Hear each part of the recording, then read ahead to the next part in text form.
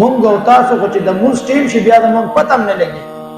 شیخ عبدالقادر جیلانی سے بټوله شپه خدای ته په عبادت ولاړو، ماسخوتن مونځ ته به یې 14 کو، د سحر مونځ به یې په هغه 10 باندې کو. اوس خو لوی لوی خلک لوی لوی نومونه دي، بلاشي القابات ورسره لیکلي، خو چې د مونځ ټیم شو نو د مونځ په ټیم کې نه بیا په خپل مرکز کې نه په خپل دربار کې نه په خپل مدرسه کې پته هم نه لګي. نو شیخ عبدالقادر جیلانی سے بارک راضی چې 40 کاله د ماسخوتن په مونځ باندې او 10 باندې د سحر مونځ کړو.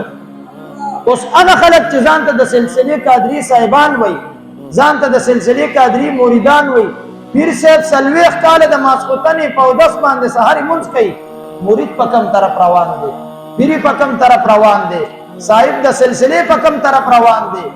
صرف په نوم باندې په گفتار باندې کار نه کیږي، په کردار باندې کار پکار دی.